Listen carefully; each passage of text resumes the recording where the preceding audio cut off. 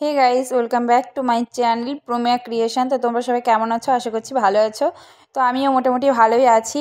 তো আজকে একদম সকাল থেকে ভিডিও স্টার্ট করছি না, আমি একদম করছি বিকাল থেকে ভিডিও স্টার্ট। তার কারণ হচ্ছে রেডি সেডি হয়ে তোমাদের দাদাভাই একদম তাড়াহুড়ো করে আমাকে নিয়ে চলে আসলো বাগানের মধ্যে, জঙ্গলের মধ্যে। তার কারণ হচ্ছে আজকে হবে বনভোজন, মানেই পিকনিক। ওর বন্ধুরা, তারপর বন্ধুর বউরা মিলে, মানে আমরা আর কি মিলে, সবাই মিলে পিকনিক করছি। তো এদিকে দেখো রান্না মোটামুটি অর্ধেক হয়েই গেছে। তার কারণ হচ্ছে আমাকে নিয়ে আসার আগেই ওরা সমস্ত কিছু রেডি সেডি করে রেখে গেছে। এই যে দেখো এই দাদাটা না, ও মানে একটা মানে বাইরের এলাকায় রেস্টুরেন্টে কাজ করে। তো উনি রান্নাবান্না সমস্ত কিছু অনেকটাই বেশি ভালো পারে। তো উনি আর কি রান্নাবান্না সমস্ত কিছু দায়িত্ব নিয়েছে, তো রান্না করছে। তো আমিও একটু হাত লাগিয়ে দিলাম আর কি, আমার মিষ্টি হাতটা ঠেকিয়ে দিলাম, তার কারণ রান্নার একটু বেশি ভালো হবে। আর এদিকে আমার বরমশা আমাকে একটু ক্যামেরা করতে গিয়ে ওর মানে একটু বন্ধুর মানে একটা হেলিকপ্টার আছে আর কি গাড়ি, তো গাড়িটাকে দেখিয়ে দিল। আর আমার খুব হাসি পায় ও গাড়িটাকে দেখলে, কেন কি জানি। তো যাই হোক, এদিকে দেখো আমি তো রান্না করলাম, মানে রান্না করে একদম ফাটিয়ে দিলাম, রান্না প্রায় কমপ্লিট করেই দিলাম। না সেটা ভুল, কারণ ওই দাদাটাই সমস্ত কিছু রান্না করছে। তো আমি এদিকে একটু দেখালাম আর কি, মানে একটু ঢং করলাম। আর এদিকে আমার স্বামী আর কি, আমার হাজবেন্ডও কাজ করছে, প্রচুর কাজ করছে। মানে রান্না বান্না আজকে যে কত স্বাদ হতে চলছে সেটা আমরাই জানি আর কি। তো এদিকে দেখো মাংস টাংস মানে অনেক কিছু আইটেম ছিল আজকে। ফ্রাইড রাইস, তারপরে চিকেন কষা, তারপরে তার সঙ্গে পকোড়া, তারপরে রেশমি কাবাব, শিক কাবাব, এরকম অনেক কিছু আইটেম মানে রেসিপি করা হবে বলে এরকম কিছু আইটেম করা হয়েছিল। কিন্তু মানে কি বলতো, এদিকে মাংস কষা হচ্ছে আর ওদিকে ফ্রাইড রাইসের ভাতও করে রাখা হয়ে গেছে। তো মানে ভিডিওটা আমি ঠিকঠাকভাবে করতে পারলাম না, তার কারণ হচ্ছে মানে একটু তাড়াহুড়োর মধ্যে ছিলাম, কারণ ওরা একটা মানে বন্ধুর বউ আর বন্ধু মানে একটা অন্য জায়গায় বেড়াতে যাবে। তো ওই তাড়াহুড়োর মধ্যে আর কি কোনো কিছুই করা হয়নি, যত তাড়াতাড়ি সম্ভব খাওয়া দাওয়া সব আমরা কমপ্লিট করে নিয়েছি। তাই তোমাদের সঙ্গে সেরকমভাবে ভালো আড্ডাগুলো, মানে যে মজাগুলো যে ছিল না, সেগুলোই তোমাদের সঙ্গে শেয়ার করতে পারিনি। এটা আমার খুবই খারাপ লাগছে আর কি। ভিডিওটি এডিট করার সময় দেখছি যে পিকনিকের কোনো ভিডিওই হয়নি, মাত্র 1 মিনিট ভিডিও হয়েছে ওই রান্নাবান্না করার সময়। তো যাই হোক, মানে খুবই মজা হয়েছে আর কি ওই পিকনিকে। মানে আমরা খেতেই পারিনি, মানে অনেক খাবার বেশি হয়ে গেছিলো। তার কারণ হচ্ছে আমরা মানে কি বলতো, মানে আমাদের যে মেয়ে তিনজন মেয়ে ছিলাম, কিছু তো খাইনি, কিন্তু ওরাও যে খেতে পারবে ওরা ঠিকঠাকভাবে খেতে পারেনি একটা তাড়াহুড়োর মধ্যে দিয়ে। তো বললাম তো তোমাদের আগে। তো যাই হোক, রাত্রিবেলাতে অনেক ক্লান্ত হয়ে গেছিলাম আর গায়ে হাতে খুবই প্রচণ্ডভাবে ব্যথা করছিল। মানে কি বলতো, কিছুই করিনি, কিন্তু ওই যে মানে একটু বাইরে গেলেই না, ঘুরতে গেলে ওরকম একটা অবস্থা হয়ে যায়, তা আর যেতেই ইচ্ছে করে না আমার। তো যাই হোক, একটু শরীর খারাপ হয়ে গেছিলো বলে আর ভিডিও কন্টিনিউ করিনি। তারপরে একদম সকাল থেকে কন্টিনিউ করছি চা খাওয়া থেকে। তোমরা তো দেখতেই পেলে চা খেলাম, তারপরে তোমাদের বরমাস মানে আমার বরমাসে আর কি একটু আদর করলো, মানে আমিও আদর করে দিলাম। তো ওই সকালবেলায় প্রত্যেক দিন সকালবেলা আমাদের এরকমভাবে স্টার্ট হয়, হয় ও চা নিয়ে আসে, নাহলে আমি চা নিয়ে যাই, দিয়ে তারপরে ওরকম একটু মানে নিজেদের মানে ভালোবাসার কথা দিয়ে শুরু করি। তারপরে ওই যে ও একটু বাইরের দিকে যায়, মানে ব্রাশ টাশ করতে যায় আর কি। অন্য দিন আমি দুজন মিলেই একসঙ্গে ব্রাশ করি, আবার এক একদিন ও নিজে আগে চলে যায়। তো যাই হোক, এই যে দেখো তারপরে ওই যে সমস্ত কিছু তো করলাম, বিছানা টিছানা সমস্ত কিছু গুছিয়ে নিলাম। তারপরে আমি ঘরটা একটু মানে ঝাড় দিয়ে নিচ্ছি। আর কি বলো তো, মানে পাশের ঘরটা আছে সেরকম নোংরা হয়ই না বলতে গেলে চলে। মানে যদি সপ্তাহে একদিন মানে ঝাড়ু দিই আর কি, তাতেও কোনো কিছু মানে নোংরা হয় না আর কি।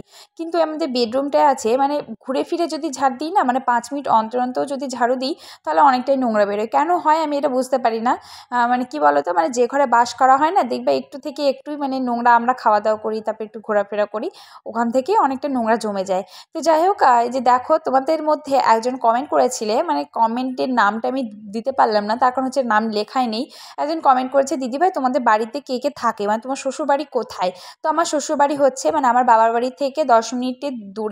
আর যদি গাড়িতে কিংবা স্কুটিতে হয় আসা যাওয়ার, তাহলে মানে 5 মিনিট লাগে আর কি, 5 মিনিট কি 6 মিনিট। তো একটু আমাদের একটা গ্রামের পরেই এই গ্রামটা আমার শ্বশুরবাড়ি আর কি। মানে কি বলতো, আর তোমরা একজন জিজ্ঞেস করেছো, মানে উনি আর কি জিজ্ঞেস করেছেন যে তোমাদের শ্বশুরবাড়িতে কে কে থাকো তোমরা।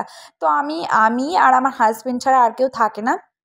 তার কারণ হচ্ছে আমার শ্বশুর শাশুড়ি আর কি দুজনেই মারা গিয়েছেন। আমার শাশুড়ি মা মানে যিনি ছিলেন আর কি আমি চোখে দেখিনি, কিন্তু আমার বিয়ের আগেই উনি মারা গিয়েছেন আর ওর চাকরি পাওয়ার আগেই মারা গিয়েছেন। আর আমার শ্বশুরমশাই ছিলেন, কিন্তু মানে আমার ভিডিও করার মানে যে আমার 2-3 মাস পরে আমি ভিডিও করতাম তখন মারা গিয়েছে। তোমাদের হয়তো আমি ভিডিওতে শেয়ারও করেছিলাম যে মানে মন খারাপ আর কি এরকম এরকম বৃত্তান্ত, কিন্তু অন্য কিছু আর শেয়ার করিনি। তো যাই হোক, তো যারা তোমরা ডেলি ভ্লগ আমার কি আর কি দেখো তো তারা জানতে পারবে। আর আমার মানে ইউটিউবে কি বলো তো, পরিবারের নতুন নতুন সদস্য তো জয়েন্ট হচ্ছে, তাই ওদের তো না জানারই কথা, তো আমাকে বলে দিতেই হবে। তো যাই হোক বলে দিলাম। আর এই যে দেখো তারপরে মানে আর বাইরে কোনো জায়গায় বেড়াতে গেলেই না এত জামা কাপড় নোংরা হয়, তো কি বলবো, ওই জন্য আমার বেড়াতে যেতে ইচ্ছা করে না। তোমাদের দাদাভাই এদিকে কি করেছে জানো, মানে একটা ড্রেস পরেছিল, তো আর একটা ছিল ওর গামছা টাইপের, মানে ওর ডিউটিতে এই গামছাটা ইউজ করতো আর কি, মানে একটু ওদের ড্রেসের সঙ্গে মানে ম্যাচিং আর কি। তো ওটা কী করেছে, তেলে পুরো চুবিয়ে দিয়েছে একদম, মানে সর্ষের তেল কি সাদা তেল, রিফাইন্ড তেলের মধ্যে ডুবিয়ে দিয়েছে। তো কি করব, না কাচলে তো আর হয় না। তো ওই জন্য সমস্ত কিছু কাপড় চাপড় যা ছিল ওকে বললাম গুছিয়ে দাও, তো আমি ছাদে নিয়ে গিয়ে কেচে দিই, তারপর দুজন মিলে মিলে দেবো। তো কি বলো তো, এই যে দেখো দুজন মিলেই ও আমাকে হেল্প করছে, আমিও মানে ঠিকঠাকভাবে মেলে দিচ্ছি আর কি। আর মানে কি বলো তো, তোমাদের দাদাভাই কেন কোনো কিছুর জন্য আমাকে বলতে হয় না যে এই কাজটা তুমি আমাকে করে দাও কিংবা হেল্প করো, আপনি মানে ও চলে আসে আর কি অটোমেটিক। মানে যদি আমি রান্নাঘরে রান্না করি তো ও চলে যাবে, তুমি এটা করো, আমি এটা করে দিচ্ছি, এরকম। আমি যদি আবার লুচি করতে যাই ও বলবে তুমি বেলে দাও আমি ভেজে দিচ্ছি। আবার রুটিও করতে গেলে ও বলবে আমি সেঁকে নিচ্ছি, তুমি তুমি শুধু বেলো। তো এরকম করেই আমাদের চলে যাচ্ছে আর কি।